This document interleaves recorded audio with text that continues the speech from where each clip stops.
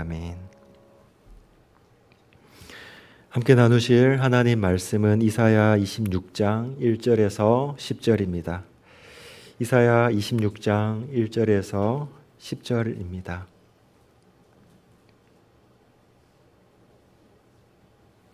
한 절씩 순서대로 교독하시겠습니다.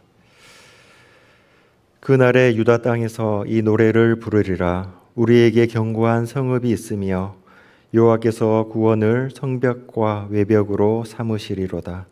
너희는 문들을 열고 시내를 지키는 의로운 나라가 들어오게 할지어다.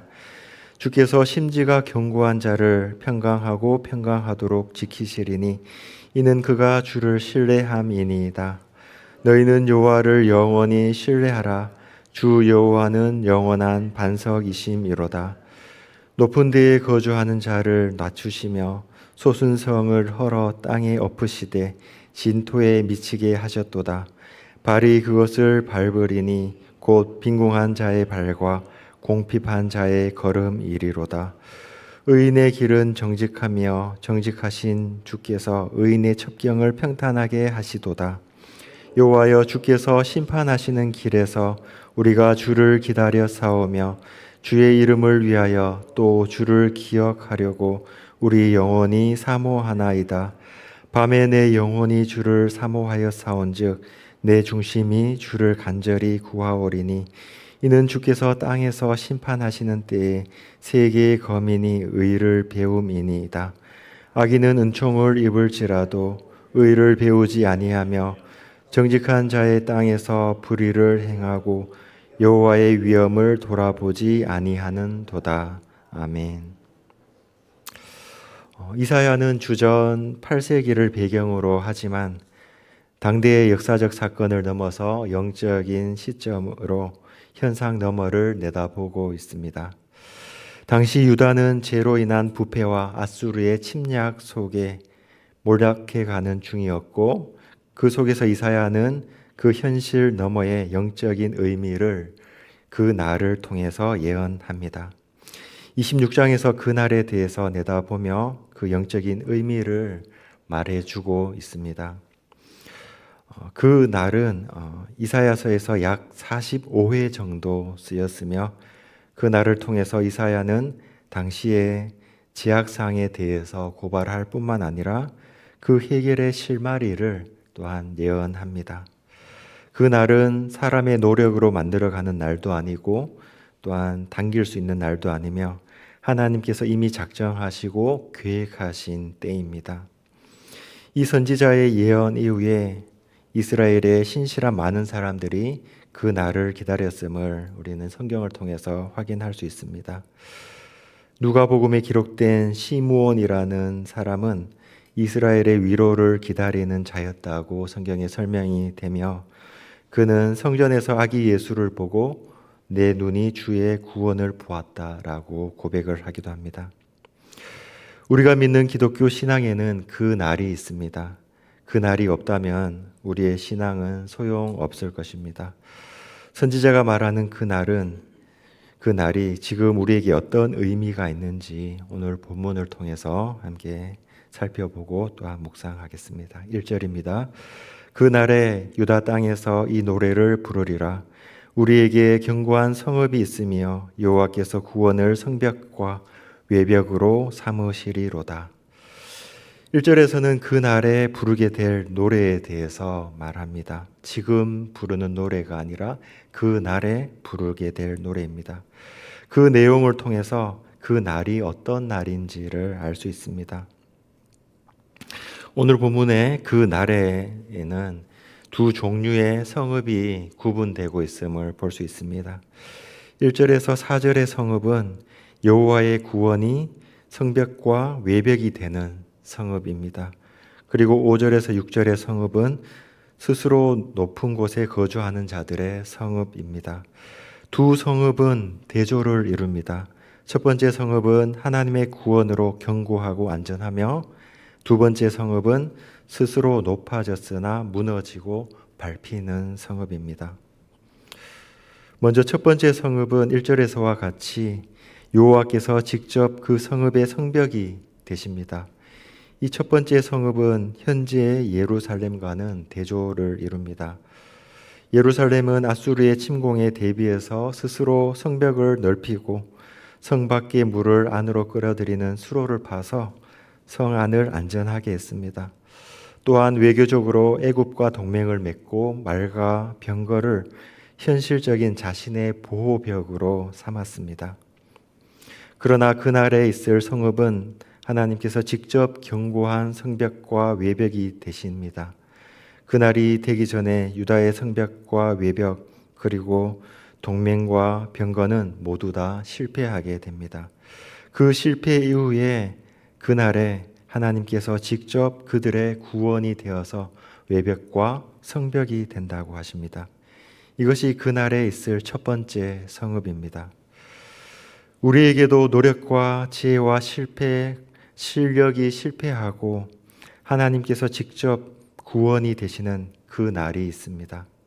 그날에 세워진 그 성읍은 이전과는 다른 질서가 지배하는 삶의 모습을 우리에게 나타내 줍니다. 2절에 그것이 나타나 있습니다. 너희는 문들을 열고 시내를 지키는 의로운 나라가 들어오게 할지어다. 고대 사회에서 성문은 적을 막기 위해 굳게 닫아두는 것이 원칙입니다. 그러나 그날의 성읍은 문을 활짝 엽니다. 그리고 그 열린 문으로 의로운 나라가 들어오게 합니다. 아수르와 같은 강대국이나 애굽과 같은 동맹을 맺은 나라가 아니라 신의를 지키는 의로운 나라가 그 성읍의 문으로 들어옵니다. 여기서 신의는 진리, 충성, 성실을 의미합니다. 세상 나라는 권모술수와 힘의 논리로 움직이지만 그 성읍은 신의가 중요합니다. 여기에서 신의는 사람들 간의 신의이기 이전에 하나님과의 신의를 의미합니다. 그러므로 그 성읍에는 하나님과의 관계에서 신의를 따르는 사람이 들어오게 됩니다. 진리를 따라 사는 세상에서 하나님과의 신의를 따르는 것이 의로움을 이 말씀에서 알 수 있습니다. 이처럼 하나님과의 신의를 지킨다는 것은 하나님과의 관계에서의 태도를 의미합니다. 이 부분에 대해서 다음 3절에서 좀 더 자세하게 묘사되고 있습니다. 3절과 4절입니다. 주께서 심지가 견고한 자를 평강하고 평강하도록 지키시리니 이는 그가 주를 신뢰함이니이다. 너희는 여호와를 영원히 신뢰하라. 주 여호와는 영원한 반석이심이로다. 심지는 오랜 기간 형성된 생각과 세계관을 의미합니다. 그리고 견고하다라는 것은 체중을 맡기고 기댄 상태를 의미합니다. 그러니까 삶에 형성된 세계관이 하나님을 기반으로 세워져 있는 사람을 심지가 견고한 사람이라고 말하는 것입니다. 우리는 실천적 무신론이라는 개념을 압니다. 하나님의 존재를 지적으로 인정하지만 실제 삶에서는 하나님이 없는 것처럼 행동하고 처신하는 것을 의미합니다. 그러나 3절의 심지가 견고한 자는 이와 다른 개념입니다. 모든 삶과 생각이 하나님을 기반하여 세워져 있는 사람을 심지가 견고한 사람이라고 의미할 것입니다. 만일 하나님을 신뢰하지 않는다면 심지가 견고한 사람은 있지 못할 것입니다. 그러므로 그 사람은 하나님을 신뢰하는 사람이며 하나님과의 신의를 지키는 사람입니다. 그래서 그 사람은 하나님께서 평강하고 평강하도록 지키십니다. 왜냐하면 4절에서와 같이 그 사람이 신뢰하고 의지하는 여호와 하나님은 영원한 반석이기 때문입니다. 반석은 광야에서 만나는 거대한 암벽이나 산 그 자체를 의미합니다. 화살이나 적의 무기가 날아올 때 반석 뒤에 숨으면 그 사람을 해할 방도가 전혀 없게 됩니다. 또는 큰 홍수가 나거나 바람이 불어도 이 반석은 떠내려 가거나 흔들릴 일이 전혀 없습니다. 여호와는 세상의 어떤 무엇도 해할 수 없는 피난처이시며 또한 삶의 반석이십니다. 우리가 아무리 스스로 똑바로 서서 균형을 잡기 위해 애를 쓰더라도 화살이 날아오고 바람이 불고 땅이 흔들리면은 소용이 없습니다. 그러나 여호와는 우리의 피할 피난처이시고 우리가 기대어 설 영원한 반석이십니다. 그 하나님께서는 우리를 영원히 평강하고 평강하도록 지키시는 영원한 반석이십니다. 만일 우리가 흔들리고 상처 입고 넘어진다면은 그것은 우리가 기대어 선 것이 흔들리고 넘어지는 것이기 때문일 것입니다. 우리는 무엇에 기대어 서 있습니까? 흔들리지도 사라지지도 않는 것에 기대어 서 있으십시다. 우리는 그날에 예수 그리스도의 대속을 의지해서 의롭도함을 잊고 첫 번째 성읍의 열린 문으로 들어온 사람들입니다. 그곳에서는 영원한 반석이신 여호와를 의지하여 서 있는 곳입니다. 그러나 그 날에 그와 반대되는 성읍 또한 있음을 오늘 본문을 통해서 확인할 수 있습니다. 5절에서 6절입니다. 높은 데에 거주하는 자를 낮추시며 솟은 성을 헐어 땅에 엎으시되 진토에 미치게 하셨도다. 발이 그것을 밟으리니 곧 빈궁한 자의 발과 공핍한 자의 걸음이리로다. 또한 그 날은 사람이 높이 쌓은 것이 무너지는 날입니다. 군사력, 경제력, 우상, 성벽이 다 무용지물이 되는 날입니다. 당시의 표면적 의미는 아수르가 무너지는 날이고 장차 바벨론이 패망하는 날을 의미합니다. 이 구절은 그러나 그 역사적 사건을 넘어서 영적인 의미를 담고 있습니다. 이것은 성경 전반에 나타나는데 하나님의 심판의 특징 중 하나로 높아진 것이 낮아지는 날을 의미합니다. 이사야 2장 12절에서는 그 날에 눈이 높은 자가 낮아지며 교만한 자가 굴복되고 여호와께서 홀로 높임을 받으시리라고 묘사되는 것과 같습니다. 그 날의 두 번째 성읍은 스스로 높다 하는 자들이 낮아지게 되고 오히려 세상에서 낮은 자들의 발이 그들을 밟게 되는 날입니다. 마리아는 예수님을 잉태하고서 건세 있는 자를 그 위에서 내리치셨으며 비천한 자를 높이셨다라고 노래를 했습니다. 주목할 부분은 낮은 자들이 높은 자들을 낮추시고 밟는 것이 아닙니다. 하나님께서 높아진 자들을 낮은 자들의 발 아래에 낮추신다는 것입니다. 이 두 번째 성읍은 자신의 힘과 노력으로 이루고 성취하며 의지하는 세상이 하나님에 의해서 낮아지는 것을 의미합니다. 그 날에 이 세상은 낮아지게 됩니다. 이것이 두 번째 성읍입니다. 우리는 이 두 성읍이 완전히 이루어지기 전까지 두 성읍이 함께 공존하는 시대에 살고 있습니다. 우리가 유념해야 할 것은 이 두 성읍 중에 우리가 어디에 소속되어 있는지를 분명히 아는 것입니다. 그날이 완전히 도래하기 전까지 우리는 밤중에 낮을 기다리는 사람처럼 살아가야 합니다. 우리는 직접 심판하는 사람이 아니라 심판이 이루어지는 그 길목에서 심판을 기다리는 사람처럼 그 날이 이루어지기를 기다리는 사람입니다. 그것이 7절에서 10절에 이 두 성읍이 나타나는 날 어떻게 살아야 하는지에 대해서 말씀해 주고 있습니다. 7절에서 10절입니다. 의인의 길은 정직하며 정직하신 주께서 의인의 첩경을 평탄하게 하시도다. 여호와여 주께서 심판하시는 길에서 우리가 주를 기다렸사오며 주의 이름을 위하여 또 주를 기억하려고 우리 영혼이 사모하나이다. 밤에 내 영혼이 주를 사모하였사온즉 내 중심이 주를 간절히 구하오리니 이는 주께서 땅에서 심판하시는 때에 세계의 거민이 의를 배움이니이다.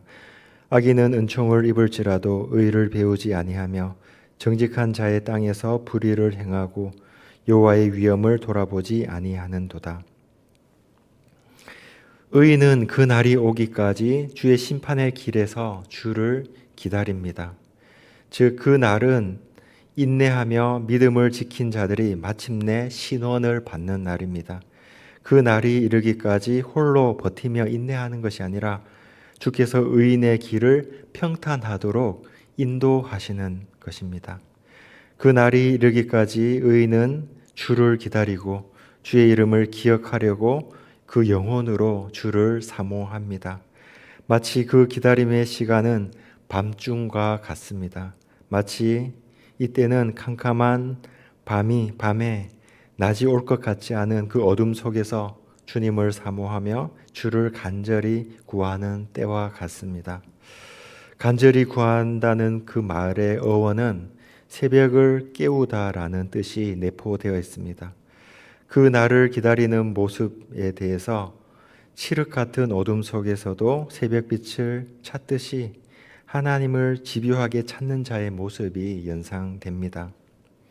하나님께서 우리가 어둠 속에 비틀거리고 헤맬 수는 있어도 완전히 넘어지거나 딴 길로 들어서지 않도록 우리의 첩경을 평탄하게 만드십니다. 오늘 본문 이사야 26장은 흔들리는 세상 속에서 우리가 어떻게 살아가야 하는지를 말해주고 있습니다. 이사야가 말하는 그 날은 반드시 도래합니다. 당시 유다에게는 아수르나 바벨론 같은 환경의 위협 속에서 영원한 반석이신 하나님을 신뢰할 것을 말씀하는 것입니다. 역사적으로는 아수르와 바벨론의 위협 속에서 있는 유다 백성을 위로하는 말이기도 합니다. 이 말씀을 들은 유다 사람들은 어떤 생각을 했을지 상상해 볼 수 있습니다. 실제로 해결되는 것은 없고 참고 인내하고 기다리라는 말이 얼마나 그들에게 위로가 되었을지는 알 수 없습니다. 그러나 그 말씀을 믿든 믿지 않든 그 날은 그들에게 다가올 것이고 또 그 말씀을 믿는 자들이 그 말씀으로 인해서 인내하며 살아가야 할 또한 하나님께 주신 말씀일 것입니다. 그날에 살아가는 그 사람들에게 주어진 것이 이 말씀을 수용하고 의지함으로 살아가야 하는 것입니다. 이제 이 말씀이 우리에게 주어졌고 또한 우리에게는 그 사람들보다 좀 더 실질적으로 다가오는 말씀이 되었습니다. 왜냐하면 선지자가 말한 그 날이 예수님의 초림으로 인해 우리에게 부분적으로 도래하여서 완전히 도래하는 재림 때까지 두 성읍이 공존하는 시대를 우리가 살아가고 있기 때문입니다. 이 때를 우리는 어떻게 살아가야 하는가에 대해서 9절의 말씀을 깊이 새겨보고 싶습니다. 밤에 주를 사모하였사온즉 내 중심이 주를 간절히 구하오리니. 이 말씀은 오늘날 우리의 믿음의 여정을 잘 표현해 줍니다. 우리의 이때는 밤입니다. 너무 확실한 빛을 지금 이루기 위해 자로나 우로 치우치지 않기를 바랍니다. 애매하고 불확실한 것을 견디며 기다리는 것이 지금 밤중에 낯이 오기를 기다리는 이 시간입니다. 그러나 하나님께서 우리의 영원한 반석이시기에 하나님을 신뢰한다면 이 밤중이라도 우리는 평강하게 살아갈 수 있습니다. 오늘 이 하루도 밤이 낮이 되게 해달라고 기도하기보다 밤에도 주님을 사모하며 중심으로 간절히 주님을 사모하고 기다리는 이 한날을 살아가시기를 기원드립니다. 기도하겠습니다. 하나님 아버지, 이사야 선지자가 유다 백성들에게 예언한 그 날이 우리에게도 있음을 감사합니다. 자신의 힘을 의지하며 진리를 따라 살아가는 세상 속에서 하나님과의 신의를 따라 심지를 견고히 하여 새벽이 오기까지 이 밤 첩경을 평탄하게 걷도록 우리와 동행하여 주옵소서. 예수님의 이름으로 기도드립니다. 아멘.